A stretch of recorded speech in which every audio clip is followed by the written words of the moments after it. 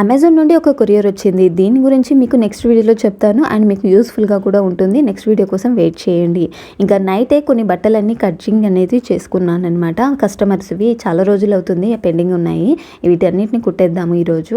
ఇంకా ఇక్కడ నాకు చిన్న విండో ఉంది. ఈ విండో నుండి వెంటిలేషన్ అనేది చాలా బాగా వస్తుంది అనమాట. మిషన్ కుట్టే వాళ్ళకి న్యాచురల్గా వెంటిలేషన్ ఉంటే చాలా మంచిది, లైట్స్ కంటే కూడా. నేను మిషన్ ఇక్కడ పెట్టడానికి రీజన్ కూడా అదేనమాట. అయితే నేను బ్లౌజెస్ ఆల్రెడీ కుట్టేశాను. దీంట్లో చిన్న పెండింగ్ వర్క్ ఉందనమాట. అది కూడా కంప్లీట్ చేసేసుకుందాం ఇవాళ. బటన్స్ కుట్టడము, నేను ఇంట్లోనే బటన్స్ అనేది ప్రిపేర్ చేసుకుంటాను. దీన్ని బటన్ మోల్డింగ్ మిషన్ అంటారనమాట. ఆల్రెడీ దీని గురించి మన ఛానల్లో చాలా వీడియోస్ పెట్టేశాను. దీంట్లో బటన్స్ వచ్చేసి ఇలా వస్తాయి.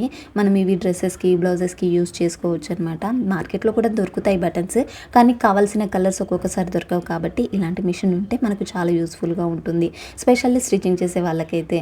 ఇంకా ఇవన్నిటిని ఇలా కుట్టేసుకుంటున్నాను. ముందైతే పెండింగ్ వర్క్ చిన్న చిన్నవి ఉంటాయి కదా, అవన్నీ కూడా కంప్లీట్ చేసేసుకున్నాను.